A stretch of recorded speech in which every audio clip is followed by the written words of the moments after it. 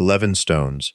I counted them twice before I let myself believe the number, standing there with the fog still low enough that it caught in the low fence like wool snagged on wire. Gideon didn't count. He just stood with his hat off, which he does maybe once a year, and looked up the slope at the place where the mountain had folded in on itself.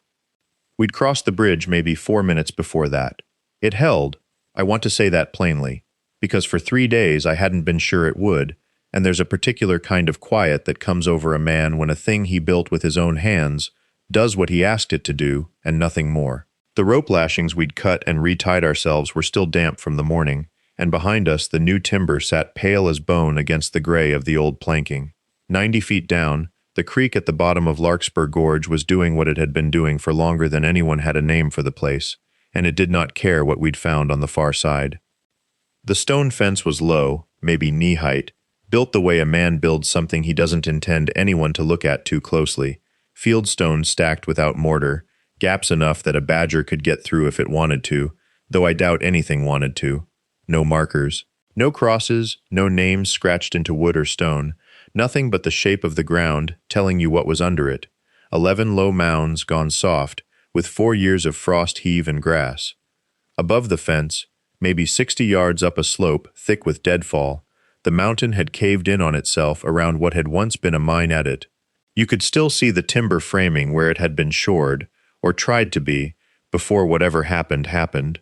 A man could walk past it and call it a rock slide if he didn't know to look for the square edges under the rubble. I'm going to tell you how we got to this place, because I don't think it means anything without the telling. Not the bridge, not the graves, not the ledger we found later folded into oilcloth under a floorboard that hadn't been walked on in years.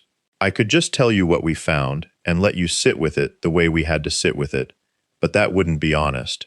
And if there's one thing our father taught us before the mountain in Nevada took him, it's that a man owes the truth its proper order.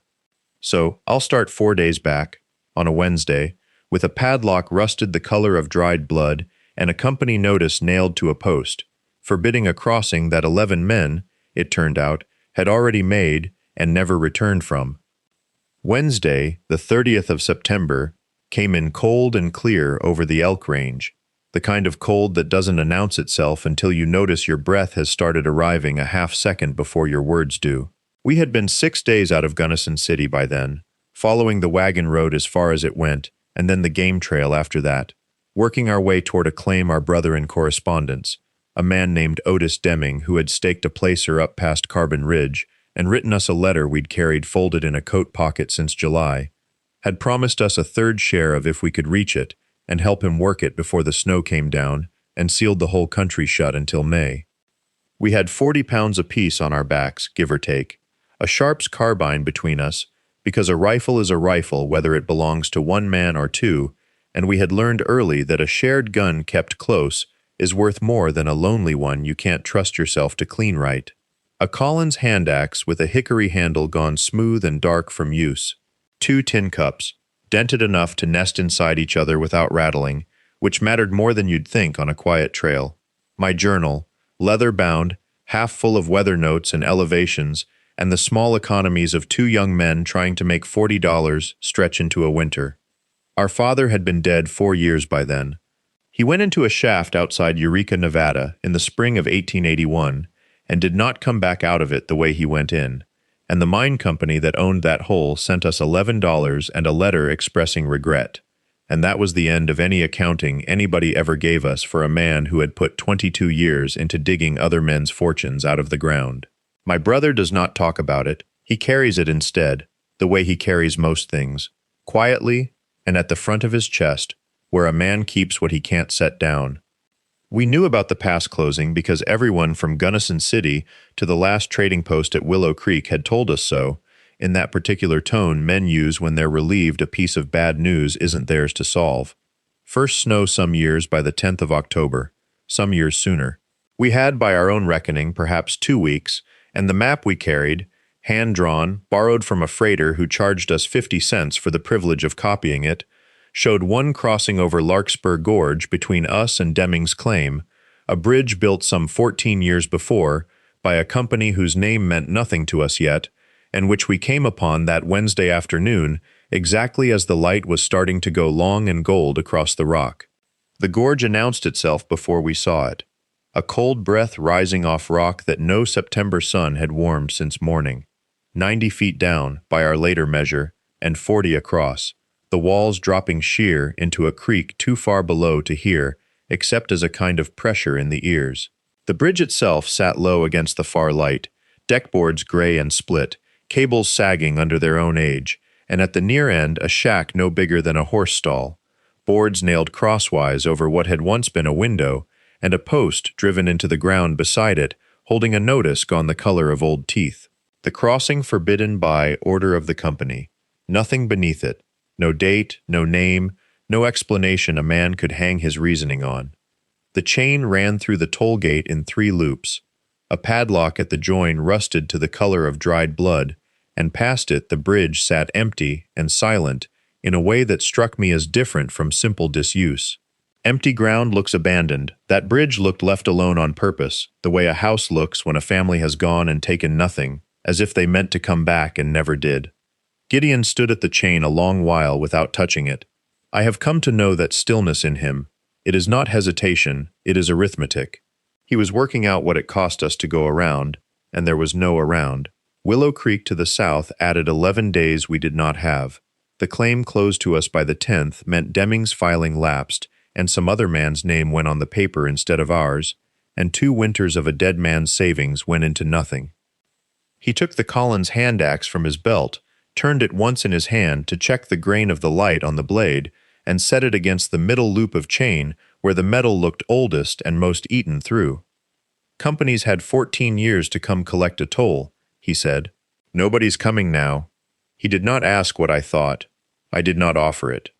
3 strikes, and on the 3rd the link opened, and the chain fell in 2 pieces, into the dirt, with a sound smaller than I expected, for something that had held so long. Neither of us moved to cross yet. We stood at the gate looking at the boards, and I noticed, the way you notice a thing before you've decided it matters, that the wood did not look rotted so much as tired. In an uneven way, worn thin in places that made no obvious sense for water or age to have chosen. Gideon noticed it too. I saw it in the way his eyes stopped moving, and fixed on one board near the 3rd post, the way a man's eyes fix on a word spelled wrong in an otherwise ordinary letter.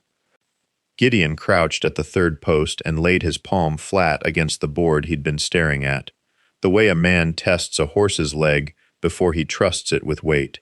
He didn't say anything. He turned his head and looked underneath, along the belly of the deck, where the gorge wind had scoured out 114 years of shade, and I watched his face do the thing it does when he's found something he doesn't like and isn't ready to name yet. "Get down here," he said. I got down. The gap between the deck and the drop below wasn't more than 18 inches at the near end, enough to slide a body under on its back if the body didn't mind the smell of bat guano and old pine tar. I went in on my elbows with my hat knocked sideways and my shirt catching on a splinter, and I found what he'd already found, which was that the board above me had a clean notch cut into its underside, a hand's width from the joist, angled the way a hatchet angles when a man swings it toward himself rather than away. It was not one board. I counted 5 before I ran out of room to move without going over the edge myself, and Gideon, from up top, said there were at least 3 more he could see without getting under at all. Each cut went 2/3 through the thickness of the wood. No more, no less. Like whoever had done it wanted the board to hold a man's weight, walking easy, but not a wagon, not a mule loaded heavy, not a crowd, not anything that came across in a hurry or with weight behind it. Rot doesn't measure itself that way. Rot doesn't know where the joist sits and cut just shy of it, 8 separate times, in a line that ran the first third of the span. I came out from under slower than I went in, and I sat a minute in the dirt at the near post with my knees up, not saying anything, because there wasn't a version of this that I wanted to say out loud first. Gideon said it for me. Company didn't chain this bridge shut because they were finished collecting toll. He was looking at the boards, not at me. They chained it shut, and then somebody came back after, and made certain that if the chain ever came off, it wouldn't hold. 14 years, I said. Rope wouldn't wait that long. Neither would a man's memory of doing it, unless it mattered to him a good deal. He didn't answer that. He picked up the axe again, not to swing it, just to hold it, turning the head over in the gray light, while the gorge below us ran on the way it always had, indifferent to what anybody had built over it, or tried to keep from being crossed. I thought about the toll house behind us, boarded shut same as the chain had been, and I found myself wanting to get inside it before I wanted to fix a single board of that deck. Gideon wanted the tools first. I wanted the door. We split the difference by doing both. He went at the window shutter with the axe claw, while I worked the door hinges with a chisel from the pack, and it took the better part of 20 minutes to get either one open, the wood swollen and gray, and stubborn in a way that made me think no hand had touched it since it was nailed there. The door came free before the shutter did. It swung in on a dry, dead air smell, mouse droppings, old tallow, the particular staleness of a room that has been sealed with its last day still sitting inside it. There wasn't much to the place. A bench, a stove with the pipe fallen in, a shelf with 2 tin cups and a coffee pot gone to rust lace, and on a nail by the shelf, hanging exactly where a man would leave it if he meant to take it down again in the morning, a ledger book bound in oilcloth, the cover gone soft and dark with handling. I took it down before I did anything else. Gideon noticed. He always notices what I reach for first. But he didn't say anything, just kept working the shutter until the light came in gray and even, and then he came and stood over my shoulder while I opened it on the bench. The hand was careful. Small, upright letters, the kind a man learns in a schoolhouse and keeps his whole life out of pride. First page dated April the 2nd, 1871. The bridge's first spring. Toll collected, 1 wagon, 2 mules, 75 cents. Toll collected, 4 head of cattle, $1.10. Weather fair, weather turning. I went through pages of it, months of it. A man named Elias Tarr writing down every crossing like it mattered, that somebody, someday, would want to know. He kept it careful, I said. Man alone keeps a book careful, because the book's the only company he's got, Gideon said, which was as close as he'd come to saying something kind about a stranger all week. I kept turning pages.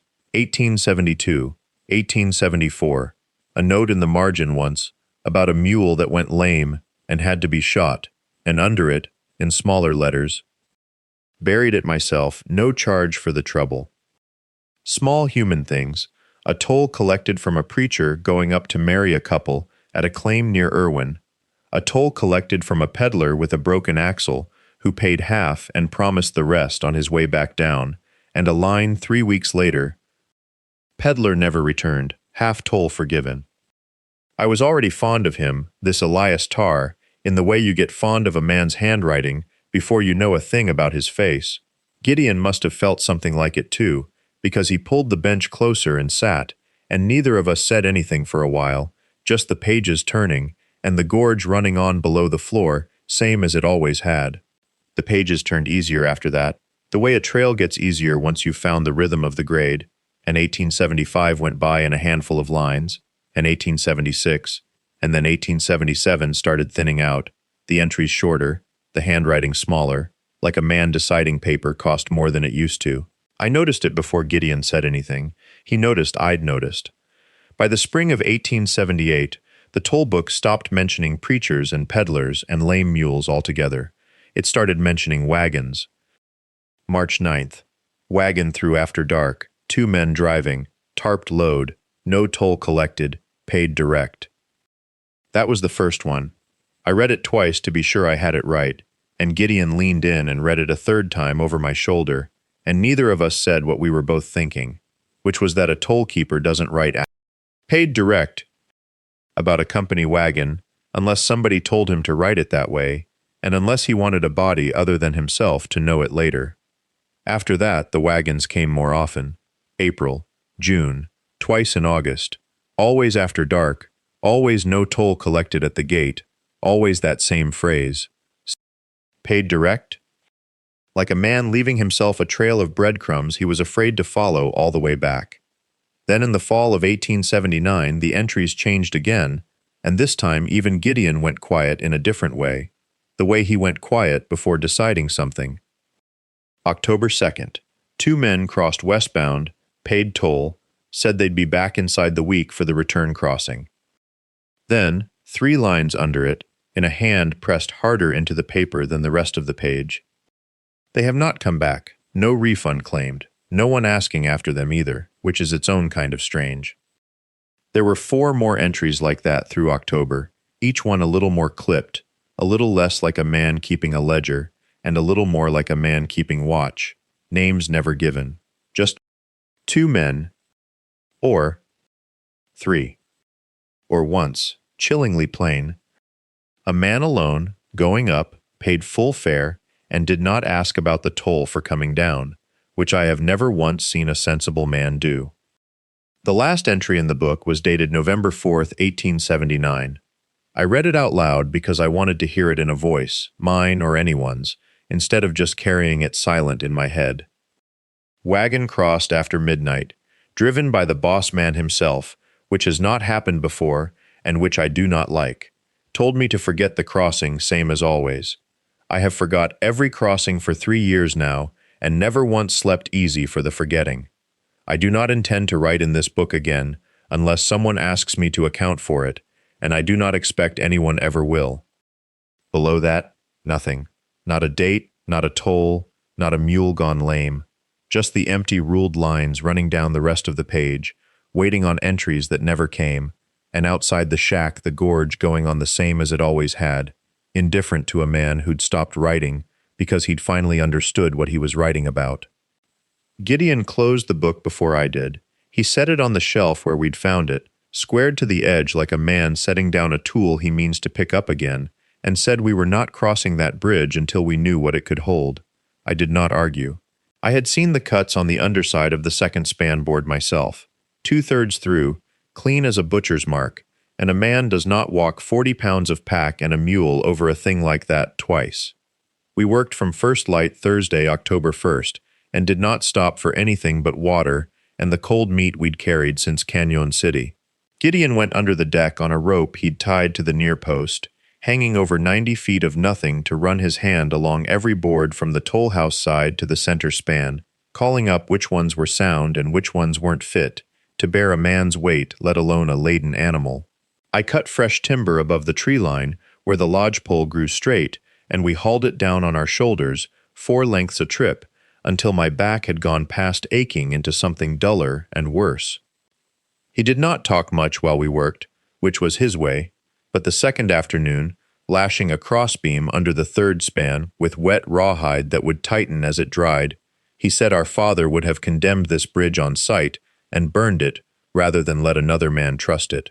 I asked how he knew that, and he said because our father had trusted a shaft in the Comstock that another man had called sound, and it had come down on him in the spring of 1881 for no better reason than a timber that should have been replaced and wasn't, because replacing it cost money, and a man's life apparently didn't. He said it without heat, the way he said most things about our father, flat, like a fact filed and closed, but his hands were tying that rawhide tighter than it needed tying, and I did not point that out to him. By Friday evening we had 6 new crossbeams under the deck, and rope lashings doubled at every joint that showed strain, and Gideon walked the length of it alone, testing each board with his boot heel before his full weight, the way a man tests ice. He did this 3 times before he'd let me follow him. Saturday, October 3rd, we loaded the mule with half our gear as a trial and led her across ourselves first, walking either side of her, feeling the span answer under our boots but hold. It held. Gideon stood at the far post afterward, looking back at the toll house, and said a man does not build a bridge that strong for foot traffic and toll fares alone, and I did not know yet how right he was, or how little that thought would comfort either one of us by the time we understood what the bridge had actually been for. A man came down the trail from the north on Sunday morning, October 4th, leading a pack goat instead of a mule, which told me something about him before he'd said a word. He was old the way weathered wood is old, past telling, with a beard gone the color of ash, and a coat patched so many times the original cloth had disappeared entirely under wool scraps. He stopped at the near post and looked at the cut chain still coiled where we'd left it, and then at the new crossbeams under the deck, and he did not come any closer. Gideon called out to him, asked if he was headed for the pass, offered coffee. The man shook his head at the coffee, but he did not leave either, and for a while he just stood there with one hand on the goat's rope, studying the span the way a man studies a coffin to see if the lid is nailed down proper. He said he'd trapped this country 20 years before either of us was born to whoever had born us, and that he knew the bridge. He called it by a name we hadn't heard from anyone, the Paying Bridge, and something in the way he said it made me set down the coil of rope I was holding. Gideon asked him what he meant by that. The man's jaw worked like he was chewing on whether to answer at all, and then he said only that folks down at the trading post at Antelope Flats had called it that for years, and that he'd never crossed it himself and didn't intend to start now, goat or no goat, pass or no pass. He said he'd go around by Cottonwood Ridge 3 extra days, rather than set foot on those boards.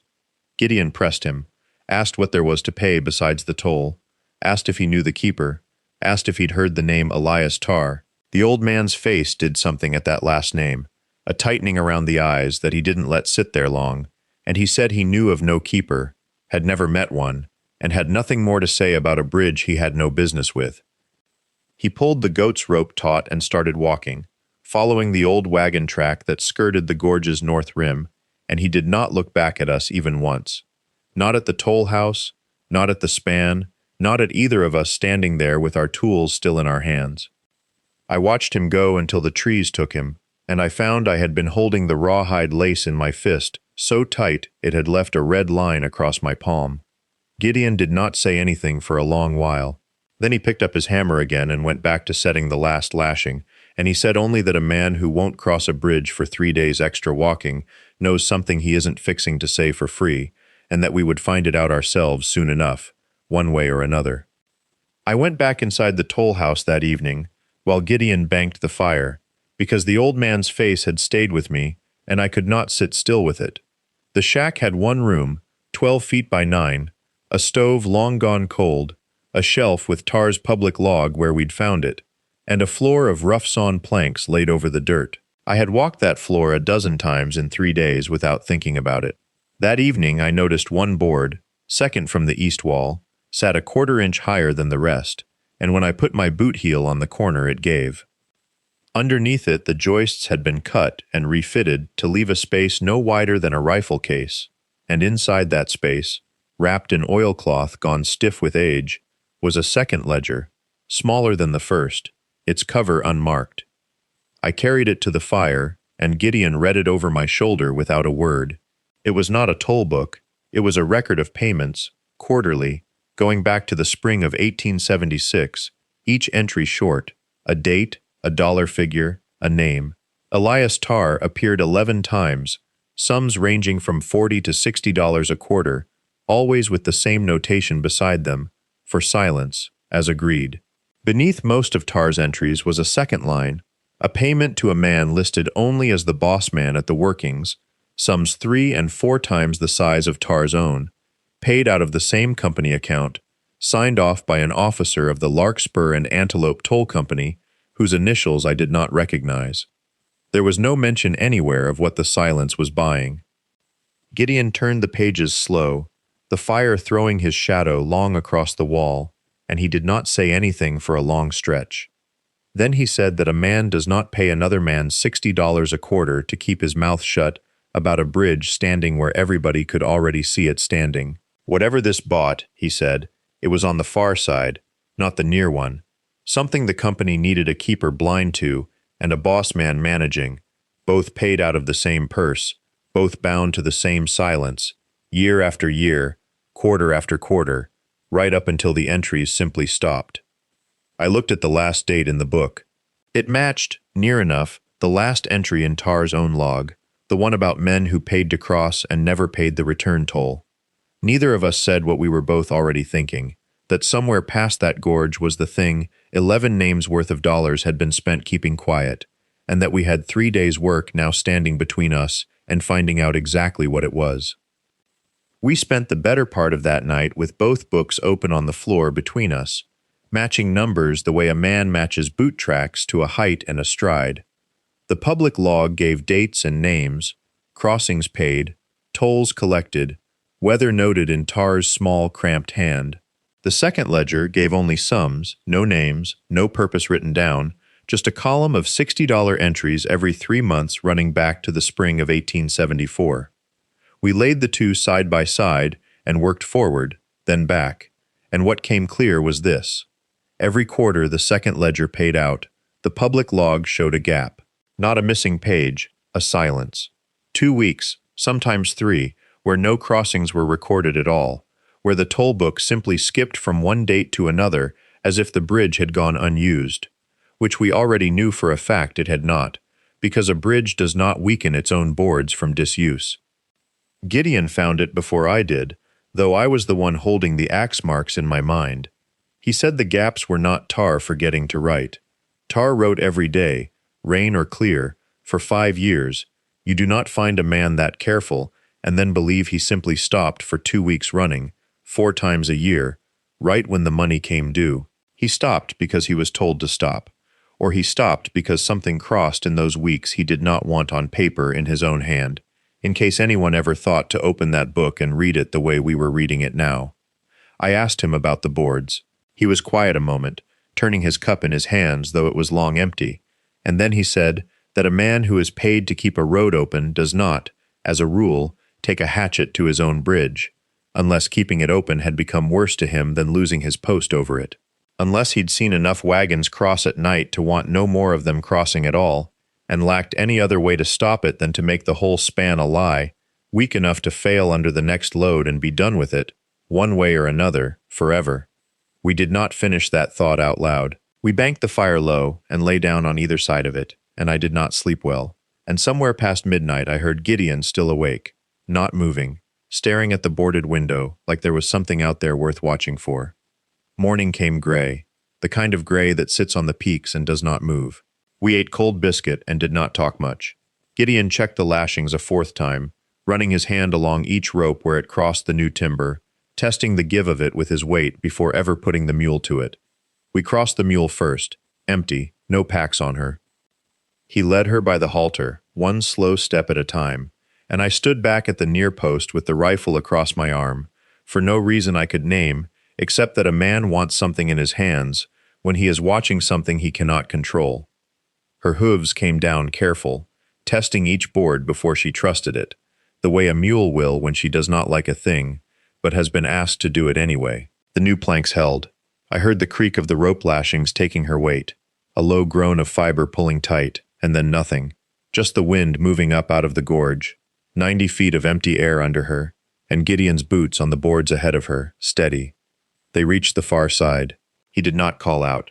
He just stood there a moment with his hand still on the halter, looking down at something I could not yet see, and then he looked back at me across the span, like a man deciding whether to say a thing or let me come find it myself. I crossed with the packs. The bridge took my weight the same way, no more give than a floor in a house, and I did not let myself think about the boards underneath until I was standing on solid ground on the other side and could turn around and see the whole span behind me, holding, the way we had built it to. Then I looked where Gideon was looking. The low stone fence was there, just as it had been described to us the night before we ever knew what it held. A rough wall of fitted rock no higher than a man's knee, enclosing a stretch of ground maybe 30 feet across, and inside it, the earth rose in long, low mounds, 11 of them, spaced with more care than a man gives to work he does in a hurry. No markers, no crosses, just the mounds and the stone around them, and above the fence, cut into the hillside, the black mouth of an adit half choked with rockfall, timbers snapped, and leaning where the roof had come down on whatever had been dug there. Gideon did not move for a long time. Neither did I. The wind came up out of the gorge behind us and went on past, and somewhere above the collapsed adit, a hawk turned once and was gone, and I understood, standing there, exactly what Elias Tarr had spent 6 years trying not to write down. We buried the log and the second ledger together, wrapped in a square of oilcloth from my own pack, at the foot of the mounds where the stone fence bent toward the adit. Gideon dug the hole himself, though I offered to spell him. He worked without saying why, and I did not ask. When it was deep enough, he set the books in, and we raised a cairn over the spot, not tall, not marked, just enough rock that no animal would trouble it, and no man would mistake it for anything but a grave. We did not carry a name to put on it. 11 men, and no way to know which was which, and neither of us willing to guess. We did not ride for Gunnison City or any law office. I want to be plain about that, since a man hearing this might expect it. What the company had bought with its quarterly payments was silence, and silence was what we left them buried in, not the kind that protects, the other kind, the kind that just stops asking. There is a difference, and I believe we knew it even then, though I could not have argued it well at 19. We recrossed to the toll house before noon and took down the old notice, the one about the crossing forbidden by order of the company, and Gideon carved new letters into the board with the edge of the same hand axe that had cut the chain 3 days before. The bridge is open and free. Plain letters, not deep, but they would hold through a winter or two before needing recutting. We led the mule across ourselves that same afternoon, Wednesday, the 7th of October, 1885, and felt the new lashings take the weight without a sound, and did not look back at the fence on the far side again. We reached our claim 8 days later, before the first real snow, and filed what needed filing, and got a roof up before the ground froze hard. That is a different story. What I carried away from Larkspur Gorge was not the ledgers, we left those where they belonged, but the plain fact that a debt paid quietly is still a debt, and a man's silence has a price whether or not anyone ever writes it down. Our own father went into a shaft in Nevada and came out in a box nobody paid for properly either. Maybe that is why Gideon dug that hole himself. If you have been with us this far, we thank you for it. There is more country ahead of us than behind, and more of it keeping secrets than giving them up easy. Subscribe if you want to walk it with us, and tell us in the comments what your own people never spoke of, and you were left to work out.